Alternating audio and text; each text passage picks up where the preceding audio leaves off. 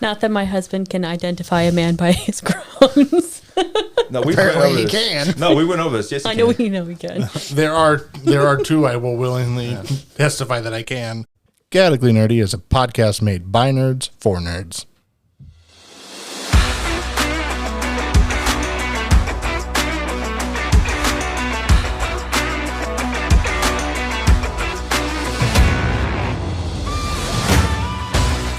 This podcast is made by adults, for adults, and children with bad parents. Adult language will be used and adult situations may arise. Listener discretion is advised. Hello, everybody, and welcome to another episode of Chaotically Nerdy. On this week's episode is me, Bryn. And me, Ford. And me, Liam O'Brien. And I'm You not, can't say that. I'm Why? not the brave. I'm not the brave. Gotta get more raspy. I'm not the brave. There you go. That's actually pretty good. Did I marry Sam Riegel? Yes. If only you were so lucky. Okay. I feel like I'm pretty lucky. It's actually me, Tyler. Damn right. I mean, bitch. Jared. And My husband's laughing. what? Hold on. Everyone knows who I are am. you? If you're at this point, everyone knows who I am. That's not necessarily true. Somebody may have just finished the 99 that we're talking about today and went on and went, I'd like to listen to a podcast about it, and somehow stumbled upon us four idiots. I almost said three. I'm so used to you not being here. Well, us three idiots and my wife. Fair. Hashtag Batman. I'm Ethan. And I'm Ashley. That's my wife. I am your wife. That's true. Not the other two. Not yet. Thank Jesus. Though, We're working on it. though last week I think there was a threesome reference or something. Yeah, some there was shit. a threesome reference. You missed out because we were talking about Roots and Pacha. I've forgotten. La Pass. Speaking of We'll pass. threesomes, Correct. if you want to see more threesomes and more, you can go to the link in our description and go to the Patreon. They're going to think we're having sex on those videos. Well, If guess that what? entices them to There's buy like them, 3 subscribe. videos, Yeah. so it's not that much. yeah. I mean, it's not. Hey, It's a quick scroll through to wait a figure out minute. whether we're The actually doing suspense, it. Ethan. Maybe now they won't even go to the Patreon and subscribe. Yeah, Yeah, what Maybe the there fuck, is man? sex. Yeah. Exactly. Maybe. Corey, find out later. Corey knows. He's Yeah. subscribed. There's nothing. Maybe you'll just Who do you think is putting in all these requests? maybe just It's find true. a video I of do. Jarrett jerking off to Targaryen incest porn. I like that the only one that's not laughing here is Jarrett, who's like, maybe. The look that he's giving, though, is fucking heinous. He's sitting there thinking, like, if the people want it, I'll give it. I'm already doing it. Why not just set up a camera? Jesus Christ. Get some help. I already want to go home. Okay. Same. Everybody take a deep breath. And now this week, we're going to talk about The Mighty Nein Season 1. Jarrett made the script. Take it away, boss.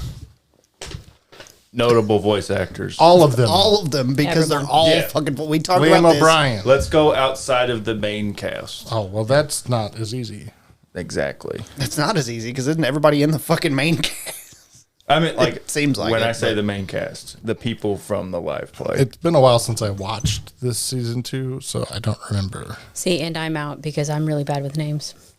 I recognized a few of them when I was watching it. I know that, but I don't remember what they are now. Wasn't Mark Ashley- Strong. Yeah. He plays Trent Ickathon. That's who I was going to say, and then I forgot. Nathan Fillion. Plays the gentleman.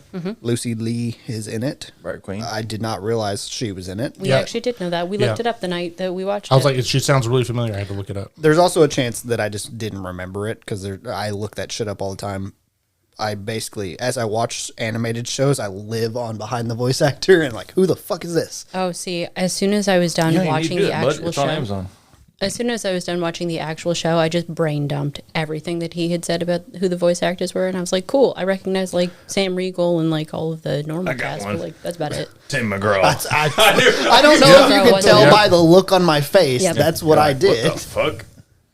I actually had to be like, is that the actual Tim McGraw? Yeah, it it is. is. It It is. is. It sounds like him. Yeah. He didn't do a musical number, though. Not yet. Ray Chase is in it. Steve Blum. There's a lot of, there's a lot of fucking voice actors in it. There's a fucking ladybug on my microphone. What the fuck? Kill it. Burn it. And honestly, I was like, what the fuck's on my microphone? I thought there was like See that in your chocolate or peripheral vision, something. you're like, hang on, I got to focus. So, we'll start off with episode 1. Nothing like a little ritualistic murder. Yeah. That's not what you have written Yeah, here. euthanizing. You have nothing like a little magical euthanizing ritual to get the show started. What a way to phrase that. Yeah, it is exactly true though. It's accurate, but I very mean, what a accurate. way to phrase it. I really liked what they did, where they really peeled back the curtain on the dynasty in the beginning, because this is stuff you don't find out for like fucking 50 episodes, like in the life play. Like they don't ever find out some of this stuff. Like it's like really peeling back the curtain and putting in a lot of more world building, sprinkling in detail. Oh my god, he's read a note that made him laugh. It's the next one. Oh, okay. Volstructures keeps beacon go boom. Yeah. So yeah, it's a really they get in, the ritual gets not interrupted but sidetracked. The Volstruckers attempt to co-opt the beacon, make an escape. There's lots of cool little D&D spells in there: featherfall, jump, Yeah, a lot of shit happens poison at once. spray. There's a lot. There's That if I was you- gonna list them out, and I was like, there's too many. There's actually too many spells to list. It's one of those things that it happens so fast that if you don't know anything about D&D, No. you would It just just be like, looks like oh, that's cool, but just you would looks like have cool no magic. frame of reference for Yeah. any of it.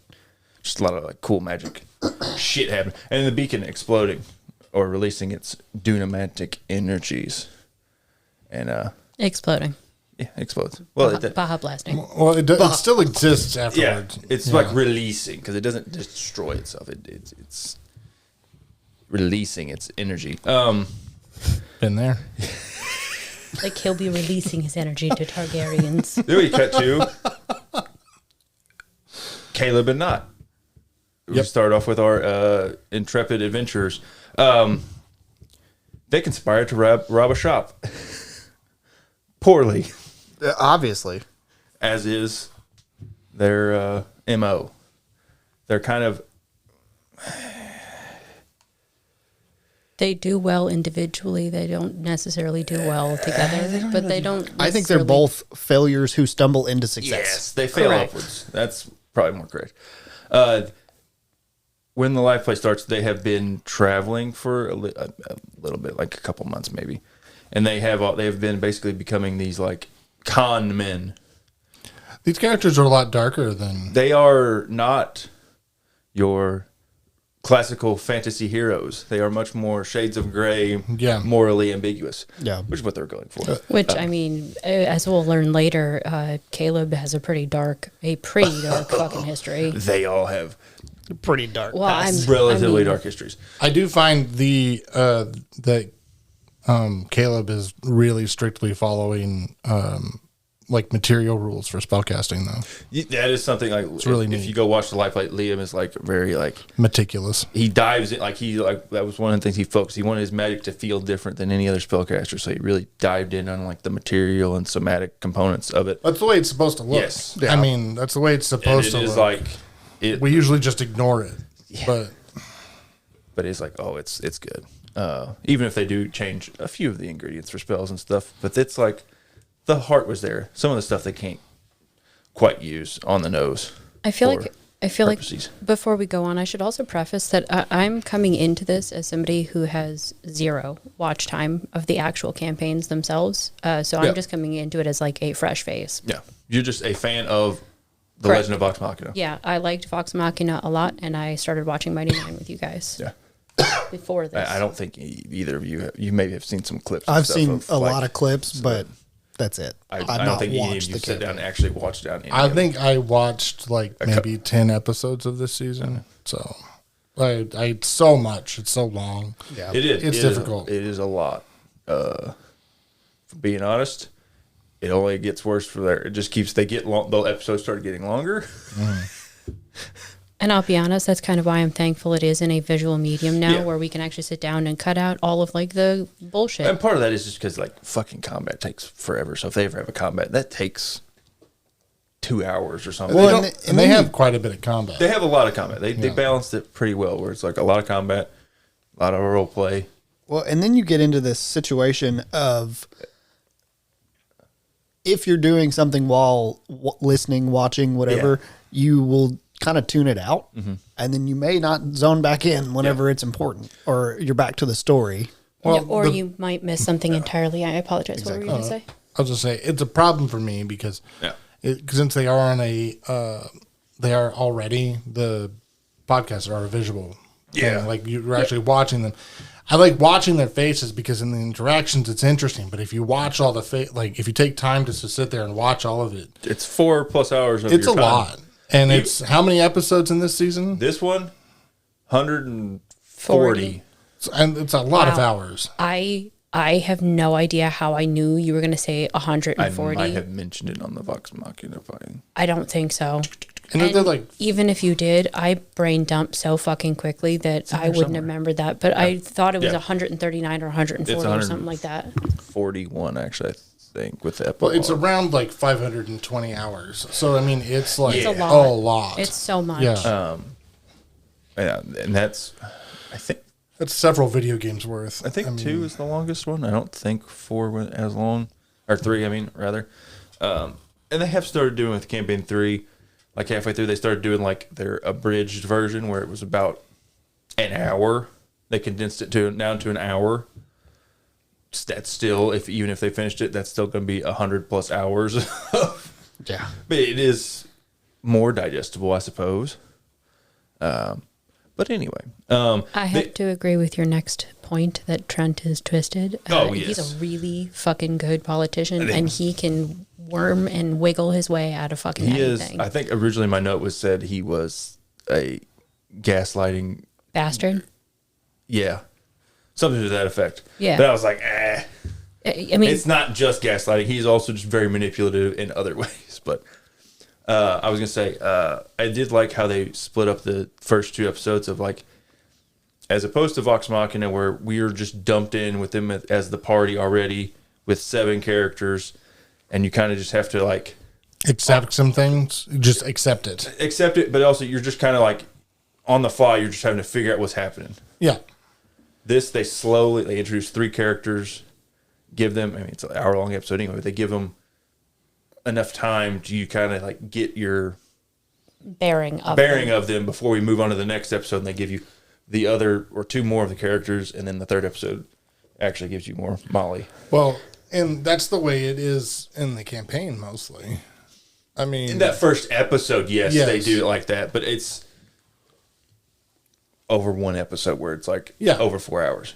I'll be honest, compared to Vox Machina, I feel like Vox Machina, when their introductions were happening, they kind of rushed through them, and it was actually really nice to actually get the time to sit with the characters and get to know them a little bit longer, at least for me. Vox Machina, the show started off with them kind of as a group. Yeah, that's how the live play starts. They introduced their backstories as they went along. Yes. Yeah. And I think that made it. It feels like you're playing catch up more than exactly. Like, it made it harder to digest because you're playing catch up more versus this, which I think this show would be a lot easier for somebody who has not watched the podcast. It doesn't really require extensive knowledge of Critical Role. Like you can just jump in and be like, okay. It doesn't necessarily require a whole lot of knowledge of D&D. Yeah. Because most of the stuff that happens, you can... It's sometimes funnier or more interesting if it is. Like, say Caleb's spellcasting. Yeah, or little Easter eggs, stuff like that. That's the thing. They'll drop little Easter eggs.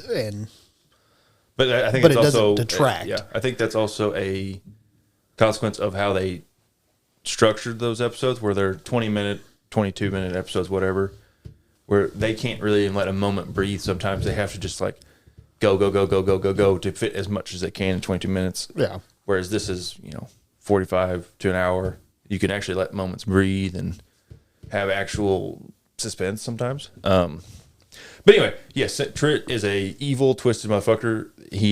We're introduced to him turning off the pain receptor of an individual. And someone voiced by... is that one voiced by Travis? It is Travis, like, he's one of the guy on the table. Experiments. The experiment guy is voiced by Travis. I told you it was right when he did it. I was like, oh, that's Travis. His like groan or whatever. It was it was just a moan, and he was like, oh, that's Travis. It just sounded like Grok. It's Grok. Very recognizable. Then we're introduced to Bo doing her Dope flippy- monk shit. Dope monk shit. She just starts acting like Batman. Not that my husband can identify a man by his groans. No, we Apparently went over he this. can. No, we went over this. Yes, I he know can. we can. There are two I will willingly testify that I can, and that is Henry Cavill and Travis Willingham. Fair. Notice you have a type. Fair. Listen, babe, I don't blame you. Also, speaking of types, Bo, kind of a type. She's a lot, but she's kind of a type. Yeah. She is. They have really toned her aggressiveness down, I think. Well, She is very combative in the live play, like very combative. I actually think I remember you mentioning that when we were watching it. Yeah, because early on she's much more combative than she is later. It's- So in the first 10 episodes that I watched, Yes. she was very combative. She is like. They try to make her combative, but it's like verbally combative. I don't know if no, she's that way in the live play. That's what I mean. When I say combative, not like she's assaulting people. She's confrontational. She's confrontational in that she just like she wants to be a lone wolf. She doesn't want to be part of this group really. Well, she's also really combative with Caleb in the show. Yes. Caleb specifically. yeah. Yeah. And it's funny because they end up becoming like best friends. Yeah. Yeah. Not to spoil anything. Which, to be fair, I'll be honest, Mighty Nine did a really good job of actually convincingly bringing them together. Which I can understand Yes. over the campaign that they were actually played. It probably took them a really It's fucking also long just time. really funny but- because they had just played lovers in the campaign before. Yeah. So they went from playing people who were like an episode before were Madly confessing in their love. undying love for each other to be like, fuck you. A lot of them are playing the direct opposite personality wise of their previous characters. Yeah. Yes, Travis specifically is like, I don't want to play a big dumb idiot anymore. I want to play like and a Sam went from charismatic being strategist. like the charismatic and very confident Yeah. bard to playing not, Yeah. who is really not confident and not charismatic. And as a raging alcoholic And a to yeah. boot. Yeah. Yep. We get so Caleb was trying to steal spell components, and we get a Frumpkin appearance. We didn't talk Oh, about I missed one. Yep, not in Caleb. Get caught. That's where. They get caught trying to steal. A pillow, wasn't it? No, it was. I think he was getting back guano, technically. For those Is of this you not who don't where understand, she was? No, not in Caleb. I know, Yeah. but that's what I'm saying. Is this not where they were in the barn? No, this is this is this is still in the shop. Yeah. Oh, okay. Yeah, The pet yeah, shop. yeah. Okay. for those The of reason he you who wanted don't to- I'm way out understand of the it. scientific term, guano is shit. Yeah. Guano is bat shit. Bat Bat guano. poop. But it's like D&D bat. Yeah. poop. Yeah. T&D. Well, guano It's is, guano is special. an actual I scientific know, term. but it's like Yeah. the bat was like looked like a dire bat or something. Like it was like Gotcha. monstrous in appearance. It's higher quality. yeah, Yeah. much more better for exploding people. Of course, naturally. And It's a Bo pretty good gets a fertilizer, secret mission so. from Dyron to Who's voiced by Ming Na Wen, yes, right? Yeah. that is 2 Disney princesses in this Yeah. in this show. It is. Did Isn't you the know other that one Moana? No. Yeah. Ollie. What? Yeah. Yes. Okay. 3. Never mind. Sorry. 3 Disney princesses. I was like, I'm pretty sure Moana was in this because I immediately recognized her voice. And I went, oh, that's Moana. And he went, Yeah. what? Jester's- I went, I just seen it. that's Moana. Jester's mom is Tatiana from what the fuck's it called? Princess and the Frog. Yeah, Princess of the Frog. I didn't know Yeah. that. I told you that. What? I forgot. I told you that when we were watching it. Oh my God, I love that so much. Princess and the Frog is my favorite Disney movie, for the record. I think you forgot that because you reacted the same way when I told you. I'm so happy. I'm so happy to relearn it. Well, that was really early on in the Yes. show, and A lot of Except shit's that you- happened since then. She really didn't have a whole lot of. I mean, Screen stuff, time, but yeah. screen time. She's only there for like the One- first episode, second episode. She's there in Third? part of the second episode whenever she sends off just Jester. very little in that Second in or the third. episode. It was Like she's like- in 2 episodes. It was like 15 to 20 minutes. It wasn't a lot. And then we go back. Frumpkin tragically appears and disappears because the spell components were not high enough quality, and it is both sad and I understand. Fun. It's Frumpkin funny, is but the it's cat. sad.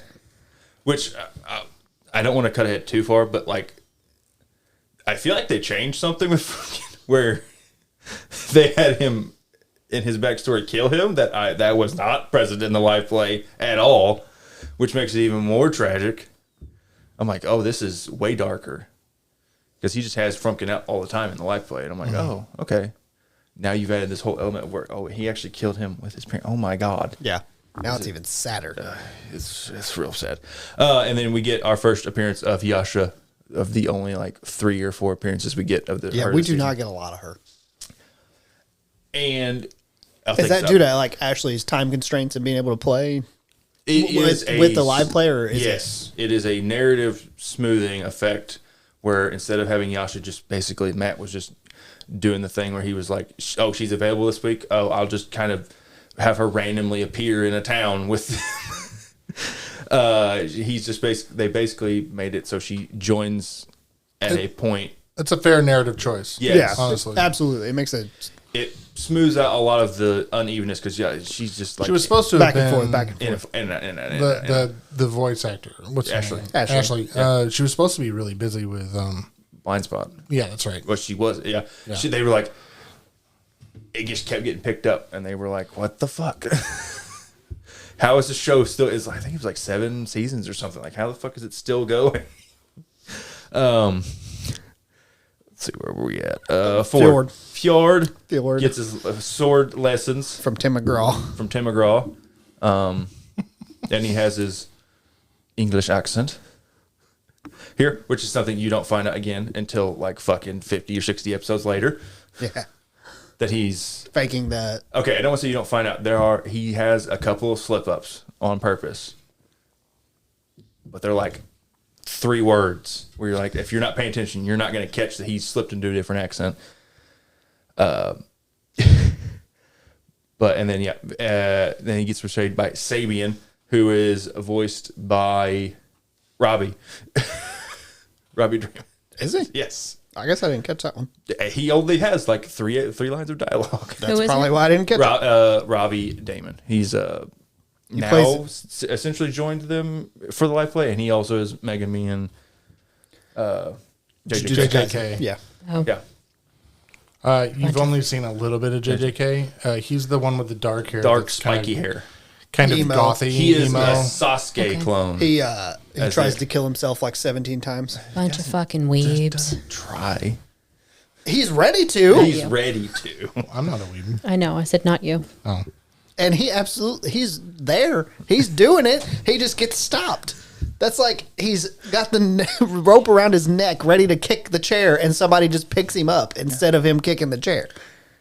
That's a conversation for a different time. It is, because we'll talk about that soon. Who Will You Be is an extremely catchy song sung by Marion Lavore, Jester's mom. It is one of the only real numbers we get. it is. Yeah. I'm sad we didn't get More. Jester's rendition of one of her songs, which is Rupee of the Sea is the best lay ever. Maybe we'll include that later.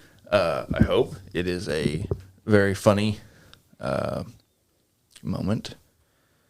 And it is a great introduction to both Jester and her mother of like how their relationship is both Healthy and unhealthy. yes, it is an It's odd. a business and familial. Yeah, it is weird. Her mom treated her as a transaction for most of her life, but also kind of understands that she's a person at the same time that she gave birth to. And then we are introduced to Floaty Boy Essick, also known as Hot Boy Essick by the community. This is how Matt describes him, as like the most beautiful elf that they've ever seen. And they're Does like, oh, Matt voice him? yes. Solid. I It's know a little bit of a... I know that you two will understand my comment. I feel like Jeremy would absolutely fall in love. Oh, With Essig? Yeah. Yeah, I can see it. Yeah. He's into elf boys. yeah. So He has a strange mix of what he's into. it's true. It's very disparate. I love him though. He's a good brother. And we are introduced also to his relationship with his mother, which is maybe vaguely hinted at in the live play, but they have really made it like one of his more character central focuses in the show. He's a mama's boy. Yes. In a condensed way to say it, yeah, sure. Yeah. You're gonna have a spoiler alert at the beginning, yeah? I mean, everybody pretty well knows that is perfect. Okay. That's a prerequisite. That So- if you listen to our podcast, spoilers. Can we talk about what she is suffering from? Because, like, I know Typhus. that you explained it to me, but It's like magical dementia. kind of. So she's gotten reincarnated too many times by the beacon, and it essentially causes magical dementia. And when they find that out, they'll just kill you. You know, And with not Oh, bring you shit. back. Yes, and not bring Okay. you back. you know, with cloning, Yeah. eventually the genes Yeah. degrade to a point where it's no longer useful or even possible to clone somebody. Yeah. It's kind of like that, but on Like a mental. on a mental or soul level. yeah. Like the more times you reincarnate, it degrades the connection, I Yeah. guess, between the soul and the body enough to the point that you can't remember. so I You can't guess remember who you are this time, and it starts Yeah. to meld with your past lives, and you don't know All who of those you are. pieces start like mushing together. all the layers start coming to one. yeah. So my next question is approximately how many iterations would that take? I don't know. They've if never They that's- didn't. no. We don't. They didn't say it in the actual. Okay. Because again, I don't know that even it's said that Typhus is a thing. This is something I think more they cooked up for. Maybe Matt had it like in Essex backstory, but like it's never really brought up. I would like a government audit to find out. Yeah. I want to know how many Yeah. times. Yeah, I how wanna many know. times? I feel like it will maybe be explored more next not- season. I'm gonna write to Matt Mercer himself. There's a good chance if you just asked, I mean, yeah, you could probably ask him on Twitter. he might respond. You're like, hey, how many times does it take to like fucking happen? That's the type of minutia he'll respond yeah, to. It He'd be really like, is. Ooh, that's a good question. I might hijack your Twitter account, or I might log into my Twitter account and tweet one other time. I've only tweeted one other podcast. That'd be a good first tweet for the podcast page. Sure. That would be. I do have a Twitter for the podcast. We're gonna do it. We're gonna do it because Okay. that would be a good question to throw at him. And I'm kind of interested because how many iterations, how many times having played a Samsarin in our most Yeah. recent campaign, right? I had lived 13 lives prior to coming into the campaign. I am now dead. Well, kind of, not really, but You're in the process of transitioning. yeah, to a I'm new- coming to a new back. life. But I mean, I'm kind of interested in how many times that takes. Is it like 80 to 100 generations? Is it 1,000? Is it 10,000? How many times? How many lives has that person seen? How many people are they melding with? I'm kind of curious about that. I don't know. Then we get Ford and Jester are introduced to each other and team up to escape Lord Sharp. Mainly because Jester Is chaos. is chaos incarnate. Yes. And just bumped into Ford Yes, and fell in love immediately. immediately. Which isn't this? This is the campaign that Laura said she was going. She set out to romance Travis. Yes. She's like, I'm gonna romance you. And he's like, it'll never fucking happen. It's because he doesn't He doesn't like. like that type of role play. It doesn't. It's not one thing that engaged him, but I think it's because it was Laura. Well, okay, it didn't engage him before that. I will say he has dabbled since, Well, Yeah. not to a full relationship level, but he will dabble in that. all the clips I seen of Chetney was not dabbling in a relationship He always- in the No. slightest. That was fucking. He always fun. looks so uncomfortable. Yes, He all like, yeah. Go watch a clip of Chetney hitting on what was Fern. Ashley? Yeah, Fern. Yeah. And you can like see it as he's saying it. He's just like, his face is like, I hate this, but he's saying it. There's a lot of things that he says as Chetney that I are they gonna make that? Are they gonna make campaign 3? well, if they did, I feel like it would have to be because of how much it intersects campaigns 1 and 2 of like the plot lines. It would have to be after they have finished both of these. Gotcha. I want him to just because I want to see Chetney and all the stupid like he's my favorite character that I've seen clips of. He's the only one that I've actively looked up clips of that person. And then where was I at? Bo Bo and follows Caleb and not Cot. Caleb. That's their new name. Oh, that's their couple name. That's their shit name. Not in Caleb, as they have. This is where Not goes crazy mean- and steals the pillow and all the shit from the people in the inn. Yeah. And he's like, maybe next time just steal less. Yeah. You mean a couple named like Cat P, Katniss and Peta? Yeah. Is that their... Cat pee. Yeah. Cat pee. Did not know that was their ship name. Or It is penis. I I have seen prefer that. that. I've seen that one Penis is roll another one, around but a lot cat too. pee. That is pretty one's funny. funnier. I don't know. They're both pretty good. They are both... Pete is just I an think, unfortunate... I think cat pee is much more applicable. Cat, Also because Pete is a bitch. No one likes him. cat piss, never Dean. Cowboy Ford has a ride. He breaks out the southern accent. Bang, bang. Eldritch Blast. Which we're never going to get to hear. We're never going to get to hate hear. that we never get to hear it. Eldritch Blast. Maybe he'll say it. If I think he'll eventually probably say the word Eldritch, but he will not be able to say Eldritch Blast. And it saddens me. A kiss from the Ruby of Sea could make a man move mountains. Like, because this is where she kisses Ford on the cheek, and he's like immediately like turns about face and is like, "Oh yes, I'll do this." Yeah, dude, whatever you need, ma'am. She's not even a tiefling. She's like a succubus. Pretty much. Jeez. That's how she acts. Traveler. Yep, the Traveler is that girl from Canada that you think doesn't exist. She's just the whole. It's like La Fonda from Napoleon Dynamite. Yes, it's like Yeah. you're like, It's oh, like it's my It's Look, it's Susie the from Traveler. Stranger Things during Yeah. that one episode. yeah, Yeah, until they Yeah. but like actually introduce her. I feel like that was a trope in like those old like 80s and 90s movies. Where like, yeah, I totally have a girlfriend from Canada that I met at summer camp. yeah. Yeah. Except for this fictional character has more collarbones than what's his name does. Fair. Yeah, he's missing his collarbone. Oh, Dustin. Yeah, Dustin. For Stranger Things. That's because of his Gaten, Gaten Matarazzo. Maserati, yeah. that one. His Dustin. his Were you about to say dysplasia. Maserati? The only That's what it reason I sounded remember his like. name is because it's kind of Maserati. an unusual name. Maserati. Molly. Molly is a Giant man whore. Man and whore. a god tier bullshitter. Yes. Both are accurate. both. He is a carny. Fuck. He tries to fuck everybody. Yeah. I feel like he always plays kind of a man whore. Percy was a man whore. Yeah, Percy wasn't. Percy. That's fair. Percy He more really uptight. only. Yeah. I meant after that, then Who'd he play? Ash is not. kinda. Kinda not really. Which one is Molly again?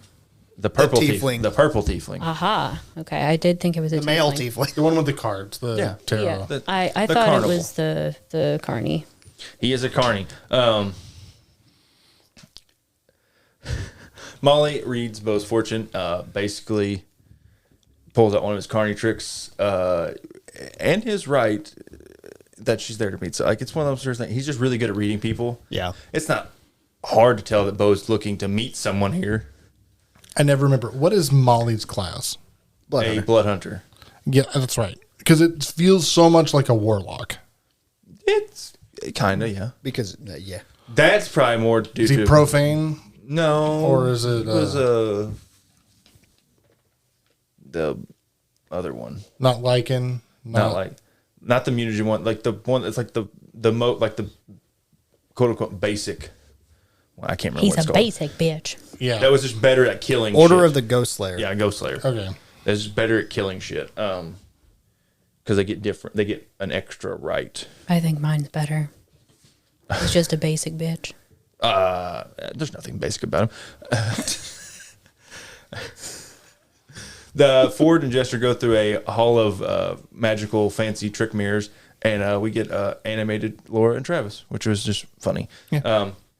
And also gender swapped Ford and Jester. Yeah. She just wants to see if she has a giant wang. Also, there are we didn't touch on it. There are so many dicks everywhere. Anywhere Jester is, there's dicks everywhere. Yeah. It is. I think they talked about one of the their recap things where they talk about the episodes that came out. That she's like, they just basically pushed the boundary of how many dicks they could on screen, how graphic they could get before Amazon was like, all right, Stop it. Gotta bring it back. And they did not reach that limit. I remember the guy that's dead in the cave, and there's just a dick at his face. Yes. Just a dead body laying there. Dick right next to him. That's the Amazon. one that stuck out the most Yes. to me. Amazon's like, stop it, get some help. Well, even her symbol for the Traveler is a dick. It is a cloak that billows out at the ends and is around. It is very obviously supposed to be. It's very funny. where we at? Oh, Bo gets kicked out of the carnival for basically doing exactly what she said she was not going to do, which is start shit. Yeah. And then she breaks back in a bear costume. Not and Caleb are stealing some beetles, the luminal beetles. Yeah, that's her name, Toya. Toya is Moana. Yeah. Is she? Oh, okay. Yep. Yeah. Owly. And then How do Toya you say loses her name? control Yeah. of the devil toad. Moana. It's much easier to say Moana.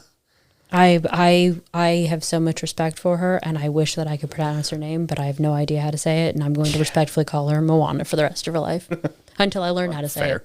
it. From there, chaos ensues, and many of the carnival goers die. This is another large change where they, in effect, Caleb and Not and Bo, are more or less directly responsible for all of these people dying. Whereas in the live play, it was very much just like the devil toad broke free and killed people. Yeah. It is a very interesting choice where, like, people, when the episode came out, because these first 3 episodes came out in a block to really get people, I guess, hooked in or whatever. People were like, I don't know if I like that change because it paints them in a more negative light than I think some people wanted them to be painted. I just think it adds more depth.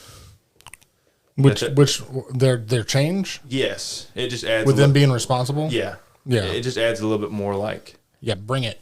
It does add Layered. more depth, but It's at also- the same time, they barely acknowledge it. yeah, It's also more accurate to actual campaigns that I found. yeah. Yeah. Is the players, no matter whether I'm playing or DMing, the players cause the Accidentally death fuck it of up. massive amounts Yes. of people. Yeah. It's what happens. Yeah, and then eventually, and it is like basically the next episode, they just kind of fucking gloss over it, essentially. Which is fine, I guess. It's not one of the things I love, but it is what it is. Then we have the hilarious interrogation scene between all of them, which was the teaser trailer shot that they showed at fucking Comic-Con or something much earlier. People were very confused by the way they were all acting, and once it came out, we're like, oh, that makes way more sense. They don't know each other. Because everybody's confused. Like, do they just like not know each other at this point? Because in the show, at this point, they don't. Yeah, at that point, even in the live play, they'd only known each other for like 30 minutes. But because it's a live play, you're just kind of like that natural like buy-in of like, yes, we'll just travel together for no real reason other than That is one of the things that almost always happens You that I have think to. is so funny. You're going to play D&D and nobody questions it. They're just like, can't. you should come with us. And you're like, I mean, you Okay. can, I guess, but just then you're just not playing. yeah, then you're just not playing in good spirit, I feel like. Then they have the jail associate. This is one of the few opportunities where Not gets to poke fun at Ford's small, tiny arms. Yeah. Because I believe, if I remember right, he either had a 10 or an 8 in strength at this point. I think it was 8. It was one of those two. I can't remember if it was 10 or an 8. Which for a Big half orc. big half orc is Yeah. really low. Yeah. Sweet. I think the reason they say that is because Not has more strength than Ford does at that point. And then Trent is pushing Essek to experiment with the beacon, like really pushing his boundaries. This is where I started realizing what Trent reminded me of is he's basically a Nazi occult scientist. Sure, yeah, to a degree. Is what he reminded me of. It really doesn't help that they're also speaking German all the time. yeah. With a German accent. In a and- German accent. That is something I did find really interesting. Like Caleb speaks German all the time. Yes. Which impressive, because how many people actually in the United States actually speak another language? Yeah. I mean, a lot of people in Ohio, actually. There's a lot of people in Ohio that can speak German because they have a really high German immigrant population from like the 30s onwards. Yeah. But like not a lot of other people. Your sister can, though. A little bit, yeah. Your sister And that's the thing. Da, The reason why that's Russian. Spasiba. he speaks German is because Liam can speak German because he took German in high school. Yeah, He's when he started, it was very much light. And I feel like as it has progressed, he has either gotten another tutor or he has went back and just like relearned the language. Duolingo. Maybe. I don't know. Probably. Because as it goes on, he starts saying more and more and more stuff. I mean, they wrote a whole fucking storybook in fucking German. It might be Babbel too. Babbel's Yeah. another one of them, or the Rosetta Stone. Even though I don't think that product is very popular anymore these days. Well, DVDs aren't exactly popular To anymore. be fair, they might have gone digital by this point as well. You would hope That's so, fair. if they wanted to survive. Correct. The gang investigates the scene of the crime of the carnival, and they find clues that lead them out of the city into the swamp. And then Trent finally, I guess, shows, quote-unquote, Essek his true colors. I don't know really why Essek would ever think he was that trustworthy, but maybe Essek's a little bit naive. He put all his stuff into charisma, not wisdom. Well, he's a wizard, though. He's intelligence. He's smart, but he doesn't have... He put all of his extra Yes. into charisma instead of wisdom. Sure, yeah. He does. He's not very... I think they're trying to go for he's a little bit more autistic where he doesn't pick up on social cues very well. But I'm like, this guy is... If you spend 2 seconds around him, you're like, oh, this guy's just a fucking evil fuckhead. Yeah. Yeah. La Paz. Yeah. It should be. You should at least always have your guards up. Like, don't let him manipulate. I guess that's how good Trent is. Even when people know they shouldn't be... They shouldn't let him be manipulating them. He can still do it. Even when you know this guy's Yes. a master manipulator, do not let him manipulate you. Yeah. He still does. He still is good enough. He can do it. Where are we at? But both Scaredy Cat Ford and Mama Bear Not make their first appearance. Mama Bear Not was... I've forgotten now. Mama Not was whenever Bo is talking to Not about Caleb. Is this what it is? Yes, because it's the scene of where Not is essentially saying, like, he needs me. Or no, it's a Nope, parent-child that's relationship. way later. You sure? Yeah, Yes. that's way later. That's towards the end. Oh, it was... Okay, no, I got you. I know exactly where it is. So they're going into the cave to find Toya. I just clicked in my brain. There's like some spooky... It's Toya comes out shout, and that scares the shit out of Ford. Yeah. He's like, what the fuck? And then Not immediately is like, she wants to take care of Toya because, Oh, okay. Yes. Yeah. That makes she sense. just wants to like protect her from the devil toad. Not really. Yeah, because they pull her out of the cave Yeah. to try and help her. Which, spoiler, doesn't work very well. No, because she's already dead. Yeah, she's already dead.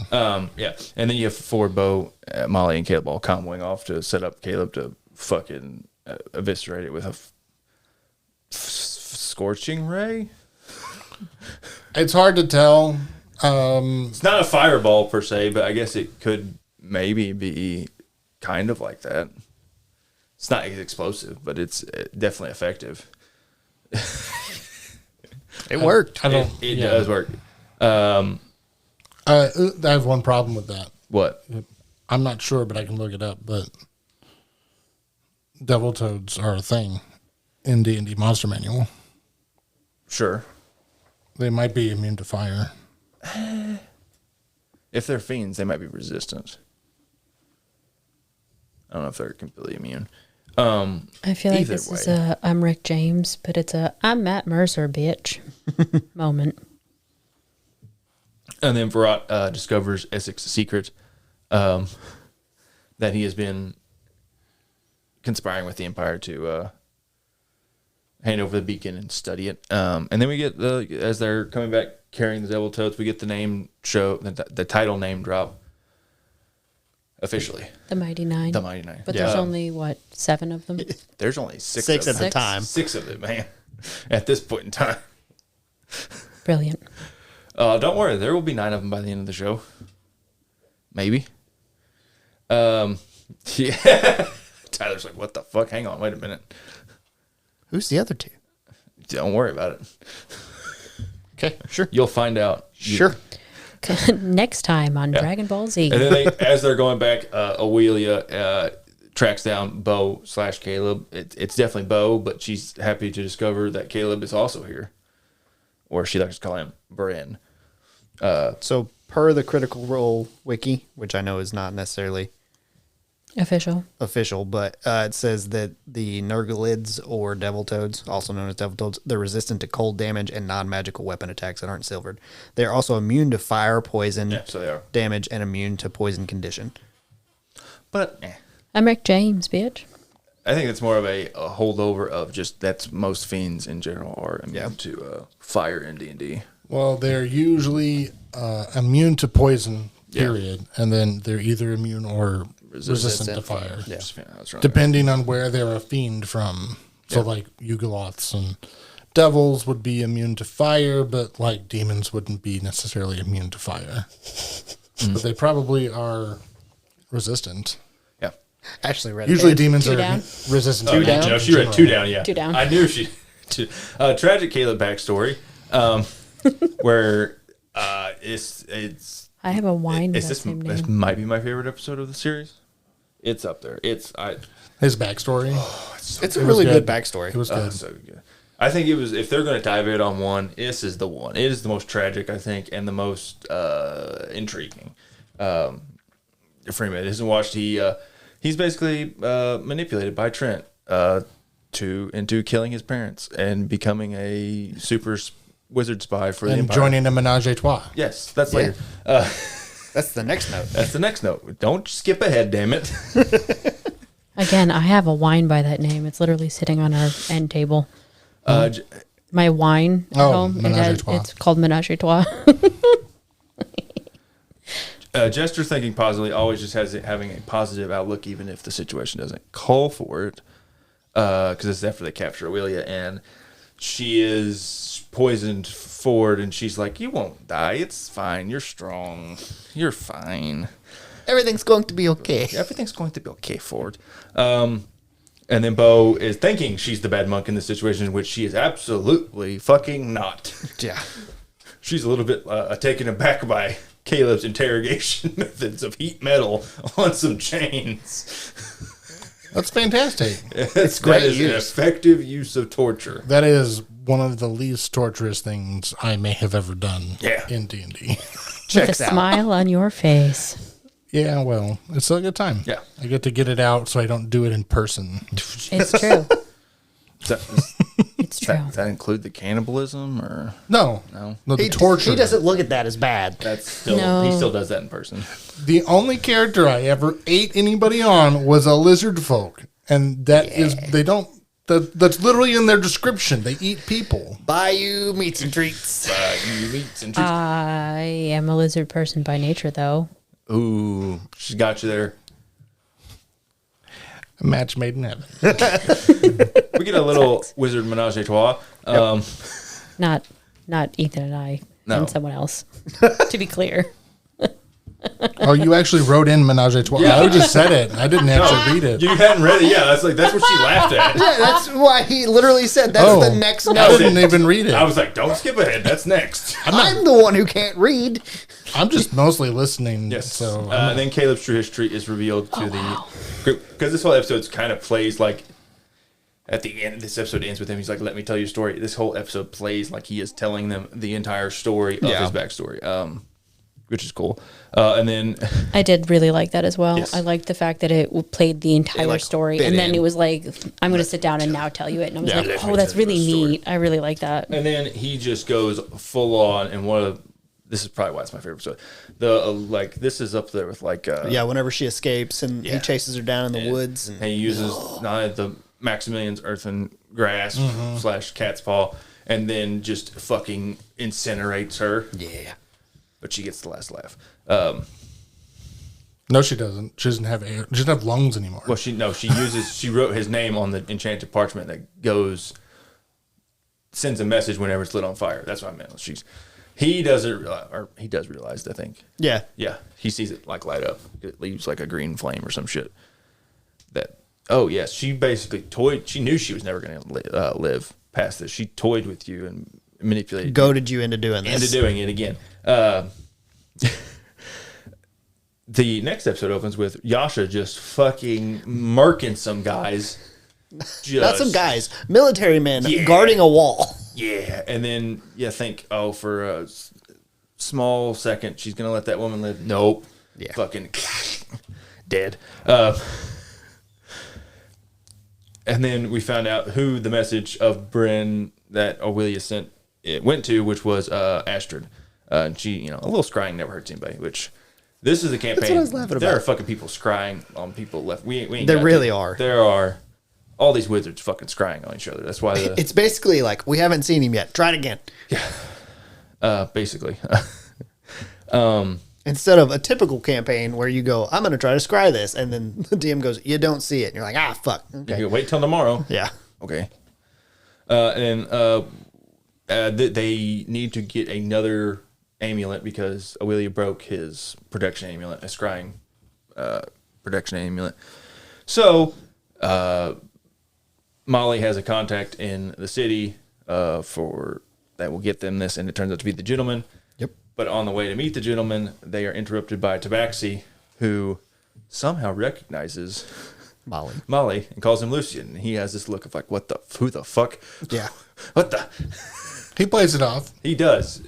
This also happened in the campaign where he was like just cut off, unaware. Like, what? Yeah, totally. Yep, exactly. Which fits into Molly's character of he can bullshit his way out of anything. So the gentleman gives them a job. They have to steal this arcane compass, and then when they do, they'll get the amulet. They go down into the mines where this said treasure is located, and the group kind of bullies Not into disarming a trap. And some of the people, Bo, maybe Jester, are not exactly thrilled that Not has to drink in order to perform. yeah. But it does solve all of our problems. Like, she is on her game. Kind of, until Bo gets a little antsy and tries to save her. We are now one step closer to an EXU Calamity movie with the mention of Nidus, the pirate guy. Yeah. That they're trying to. He is one of the characters from that show, and then the other one was in season 3, the devil paladin guy in hell. We are literally 1/3 of the way. We have seen 1/3 of the characters. So it will be in a fantastic movie if they ever actually do it. Even after being tortured, Trent can't help being a manipulative bastard. He's always looking for a chance to further his station and power, or sphere of influence, rather.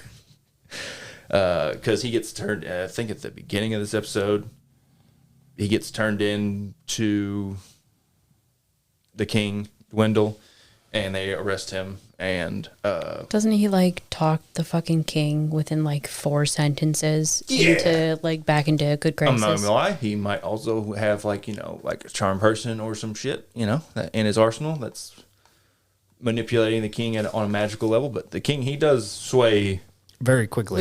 Within sentences. Yeah. It was not very much. Yeah. The Empire kids finally trusting each other. This is Bo and Caleb. Yeah. Basically, Caleb holding Bo hostage on an invisible platform of like, fucking trust me or not. I don't fucking care. Just figure it out. And then Ford finally listens to the voice inside his head and eats a ball. Yep. Not eats a ball. That's how he did it in the show. Was in he the just life play. ate it? He kind of like swallowed it, but they're not going to show that. He has to shove it in his chest. I think it'd have been funnier to It watch would him have been try to funnier, swallow but I think it's because they want to avoid the jokes of Ford eating balls. Fair. I don't know if they will completely avoid that. Not with Jester around. No. And then Trent finally shows off his WMD, weapon of mass destruction. Wizard politics and threats. This is now showing off his immense power with the beacon. Trent as the Cobalt Soul person, so someone from the Cobalt Soul executed in public. Yeah. And Dyron is like, "What the fuck? What?" There's no mention of the cloned shopkeeper. Oh, he's wonderful. I thought I had something here. Maybe I didn't see it. I may have skipped it. I thought Also, I started there's reading this finally. There's I may something have- else that I noticed too. Yeah, there's no clone shopkeeper. Oh, it is. I put it later. It's literally finish the sentence. Oh, yeah. Okay, Yeah. I see it now. I was like, I swear I put it in here because technically Caleb had met him before, like earlier in the other episode. But Yeah. then the whole party went there and get some more. In your thing, you Yep. also failed to mention when you mentioned his Trent Ickathon's WMD. Yep. We should be very specific. By this point, he has the beacon. Essex Yeah. is no longer in control of the beacon. No. He has basically stolen it from underneath Essex and fucked off with it. Well, to do once his own when shit. Trent got arrested, they basically Astrid and what the fuck is the other one's called? Aidwolf, is that right? I don't remember, brother. The I'd other be two, lying the to you. two Volstruckers, they escort him out, and basically he's like, "You need to get the fuck out of here," Yeah. because they have the beacon. But this is the point where Yes. Trent is showing off his WMD. It's the beacon, and he's showing it to the king, essentially. Yeah. He kills a whole squadron of People. dynasty soldiers. Yeah. Yeah. But Essex shows up with the orc guy from Virat. the dynasty. Yeah, Virat. And Saves him. saves him from Yeah. it. But Virat now knows what Essex has done. Yeah. Yeah. That was a thing. Yeah. Yep. And then the party attempts to break up in the penultimate episode of season, which we all know that's never going to stick. We have to have a breaking apart to come together moment. Yeah. I distinctly remember sitting there and going, "No, this is the end." And he went, "You're an idiot." And I went, "Thank you." There's like 2 more episodes. I mean, there's not. There's one episode. Well, 1 more episode. Yeah. There, it's not the end. That's typically, I guess you can catch too, because this is like at the fucking beginning of the episode. Yeah. Well, that's like in like a Harry Potter movie. Yeah. Any danger Harry Potter's and they're all called Harry Potter. He's not gonna die. It's true. It's true. Well, Sort of. Did he actually die? well, What's the evidence of it? What's the evidence of it? we'll find out in about Oh God, 7 months. no. 6 months. Puma Soul is Jim. If you haven't picked up that, it's poor Matt Soul, Yeah. which he didn't even intend, but that is totally what, because he has to voice 4 copies of the same character that all interrupt each other. Isn't They're it a all furbolg? dumb as Yes, it's shit, furbolg. too. It's a furbolg. No, they're extremely No, intelligent. they're smart, but they sound Yes, dumb they're as just, shit. They're like kind of like a humble What I meant country with bumpkin dumb type. as shit is they're country bumpkins, and Matt has to voice that, which then probably makes him Oh. feel dumb as shit. Immediately reminded me of Kronk. That's That's it. honestly, whenever the first time you see him and he talks, it sounds so much like him that I was like, is that Kronk's voice actor? And then the more he talked, the more I was like, no, that's Matt doing a Kronk voice. Yes. Yeah, pretty much. He did And a really then- good job of it, yeah. too. At this point, I don't think as we've ever seen a furbolg on screen in these before. no, he was the first one. I think he's the first one. Well, you'll They are country bumpkins, technically. kind of, yeah. Yeah. At some point during this episode, maybe it's whenever he comes back with Virat, Essex goes into his house, and his mother is there with the Bright Queen, and she's basically told the Bright Queen that she has typhus and is ready to die. Yeah. And then, forcing your son to kill you is the best way to make him part of your fucked up religion. Religion. Yeah, it's Reagin. Well, I also put, you wrote Reagin. I'm missing a U in there. Yeah. Also, What? Where? Where? forcing your son, to kill you is the best way to Forcing your son to kill is the best way to make him a part of your fucked up religion. forcing him to kill you, because she makes him kill Kill her. her. And that's surely that's going to definitely fucking work. I don't think it does. Totally. Join the cult. Also, stab me. One of us. Well, none of us. Defacing a temple in the name of the traveler. Jester just can't fucking help herself. Got to draw many colorful dicks on everything. You gotta deface a temple sometimes. Yeah. Listen, Sometimes pink, it's is a, just- pink is a wonderful Sometimes color. it's necessity. Sometimes it's a Thursday. Sometimes you fuck up a temple. I mean, that's what you A little do. help from Not. It's what you do on Thursdays. Not plays a fantastic sick baby. I was going to make a joke about drawing dicks on Thursdays. Sure. It's Thick Dick Thursdays. Oh, that's yeah. It's right after hump day. Makes sense. Caleb running into his exes. getting trapped in a magical circle, and they're like, hey, you know what? This one's free. You can leave, but don't ever fucking show up. And he's like, bet. I will definitely come back and ruin your fucking lives. I will definitely be back Yeah, in about yeah. 15 minutes. Yep. And then Essek completely 100% just frames Verrat, which is really funny because in German, Verrat means betrayer. And he got betrayed. Everyone thought he was going to be the one that turned Essek in earlier. And it's like, no, he's actually the one that Essek will frame for all of his terrible crimes against the dynasty. AKA Essek losing the beacon. Yeah. Plus some. Yeah. Plus a few. Dragging them into a war. Yeah, there's a lot of shit that There's happens. a whole bunch, but Yeah. we're not going to get into the weeds of it. Yeah, the party reunites. We got the roots. We're good. Yeah, the party reunites in a climactic build-up fashion where Caleb and not have this cool moment, and then they're like, "Oh yeah, we're not alone. We got everybody else." They're like, like bumble into the fucking room that they're staying in. Well, Caleb tries to leave, and then he decides not to. Yeah, that's what's So, I mean, yeah. it's a nice moment. He ditches. I thought we already had the split up episode, though. We did. They reunited. That's the end of that episode. That's right. Vess. It's been so long since I watched this. Yeah. It's true. Vess is the one. We find out Vess is the one interested in the beacon for the gentleman because the gentleman, after their first job, offered him the job of stealing the beacon from a ball, and it turns out that it's Vess Duragna, who's also a wizard in the Cerberus Assembly with Trent. She's like one of his main political rivals, Yeah. Also evil. and also evil as fuck. And she has ties to Molly's backstory. That we might get into earlier than we did in the campaign. We don't know yet. Which one is Vess again? The older elf elf. lady. Okay. Brown hair. They were in her Where's Green? They were basically in her study. Yeah, And then she had the red eyes moment. yeah. She texts Molly Okay. on the street. Yeah. Yeah, get I to in a know. minute. Yeah. We have it's a Yasha flashback, which is really sweet until it turned into a fucking horrifying nightmare. Yeah. I'm like, oh god, this is terrible. They are planning their heist in a very D&D fashion of like, you're gonna do this. Of course, it all works out. It Totally. all, even before they step in there, it goes sideways when Jester's like, oh, wait, I know this guy. It's Lord Sharp.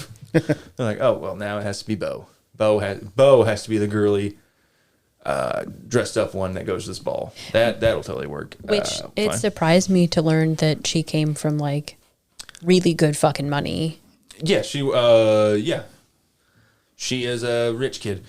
A nepo Very baby, much if you so. will. Yeah, kind of. This takes a certain level of class. I don't know. It feels like Molly would have done better He's better. He's more charming. in the dress, even. But I mean, he doesn't have the name.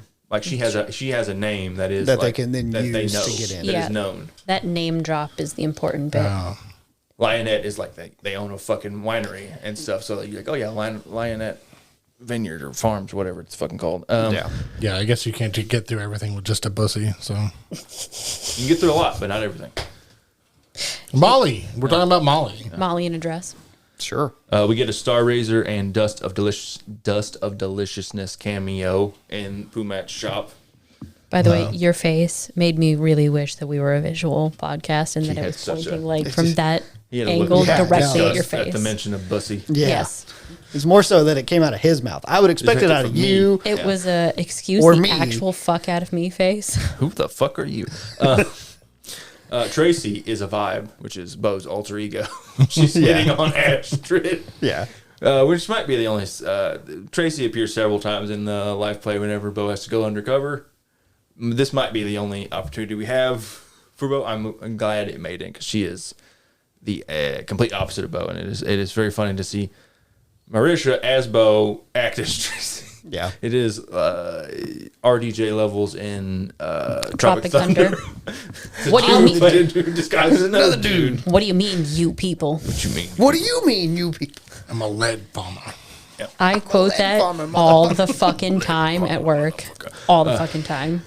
We find out that the Traveler is real when he saves Jester in an epic, dramatic fashion when she has to climb the tower and almost falls. Yeah. he's not much of after that, but he does help in the moment. He does show. He does show up. He shows up, when catches her, and goes, "Keep drawing dicks. I'm out." Peace out. I'm out and peace God shit. Vess catches up with Molly. That should be in air quotes. She fucking pins his ass to the wall and is like, "How the fuck are you alive, bitch? I killed you." You didn't do a good enough job, Vess. You're gonna have to step up your shit. And then Trent almost seemingly gets Caleb to Switch sides. Which not really happy about it. But just don't listen to him. It's just like he's the bad voice. He's the devil on your shoulder. Don't listen to Trent. It sounds seductive, but it's not good. It sounds like a good idea to It's eat a not. whole gallon of ice cream. It's not. In practice, it's not. It sounds like a great idea to eat or to drink 32 ounces of eggnog in one sitting. Is that- I Don't feel you like judge me. that, again, we need to be a video podcast because that was a direct shot and nobody will quite understand it until Ethan responds. We need a camera in every single corner pointing at all of our faces so that we can The Office cut that shit because we all simultaneously turned and looked at you too. I'll say this: I no longer have any regrets about drinking 32 ounces of eggnog in one sitting. I will go out. I had regrets at the time. I no longer have those regrets. That's I will true. make sure to go out and buy another 32 ounces of eggnog to remind you of why you should not drink 32 Sit ounces. there every once in a while. I'm feeling drunk. There was no rum in this at all. You wish. Wizard rugby is some serious business. It was this really cool like wizard fight of them fighting over a beacon, and it just kind of looks like a fucking rugby match. Yeah. It really, or like a Quidditch match. Except for there's a lot more death. Yeah. A little bit more death than rugby. Okay. What the fuck are you doing across the table? I was scratching my leg. And I know it probably didn't look like It that, did but not. He really likes rugby. oh, damn wizard rugby. Ugh. Ford eats his ball, even though he doesn't eat it. He just shoves it into his chest. But I wanted to keep the spirit of how he actually should have done it. Yeah. And alive, gets a power up, starts going fucking crazy. This is why you don't listen to the voice in your head. Turns out, don't have your best interest in heart sometimes. Sometimes. And just when they think that they're fucked and they can't kill another one of these dynasty soldiers, Yasha shows up and fucking decapitates his ass, and then gets shocked by the beacon and seemingly is no longer under the control of the mark on the back of her neck. Allegedly. Allegedly. Very nice, neat way to wrap the bow and be like, okay, now she's fine. All good. All good. Everything's fine. There was a Please kid, don't question this. Oh. There was a kid with really severe autism in high school that people used to jokingly call the clasturbator. What's a... We had one of them. He did Yeah, that we exact did. thing underneath the table. Oh, no, we had one that was full on dick out. Oh no, he was at least kind enough to keep it in his pants. remember that. Sometimes, if it was You remember summer, hearing it about was shorts. Yeah, wasn't there. we were in Yeah. junior high when it happened. I was a freshman in high school. Solid. It was the worst Go to the part bathroom. is it was geology class. What? It was literally fucking earth science. And I was like, really this? Ours Okay. was math. No, it wasn't math. Yes, it was. No, it wasn't. Might have It been was some both. sort of history class. Are you sure? Because I'm pretty sure. Miss Moss says she didn't teach math. I Did thought she? she did. Look me dead in my soul, both of you. It's probably both. It's probably fucking both. It's both. It probably happened on multiple occasions. No, this No, is a this specific was instance this. what we're There's talking one about. specific instance. If it was no. Miss Moss, it was 6th grade. Unfortunately, Yeah. our Yeah. class We were- debater that was. Was she math? I thought Miss Maglin was math. Oh, was it in math class? It was I in Miss thought it Moss's was. classroom. Because it was Miss Mattingly if it was math. Yeah, so I just want. It wasn't Okay, math. maybe it wasn't. It Whatever wasn't Miss math. Moss took, which was like Because history. Mrs. Clinton did science. Yeah, so it's probably history, I'm out or of this entire conversation. social studies rather. Yeah. Okay. Fair enough. I just thought it was math Rate for this some shit, reason. you dumb bitches.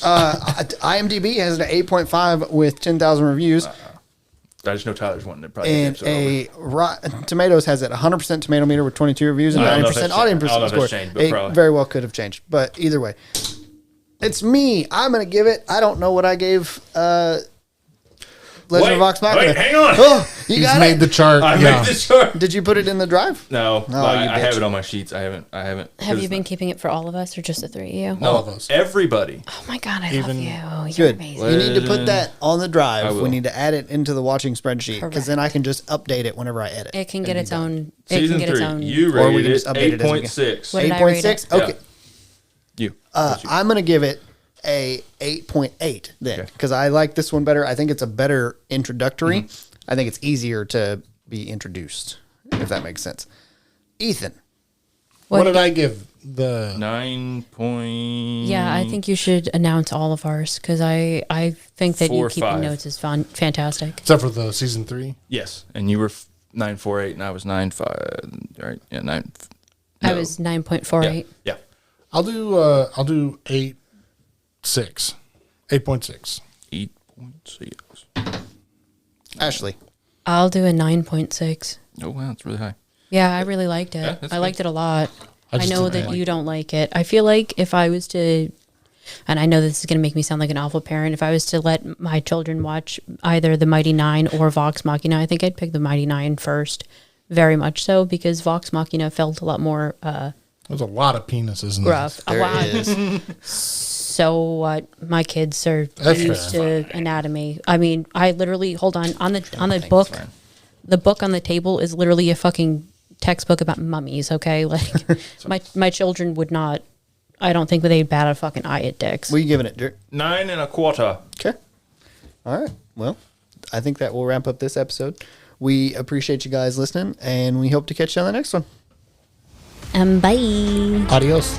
I mean, the kids have seen pictures of you.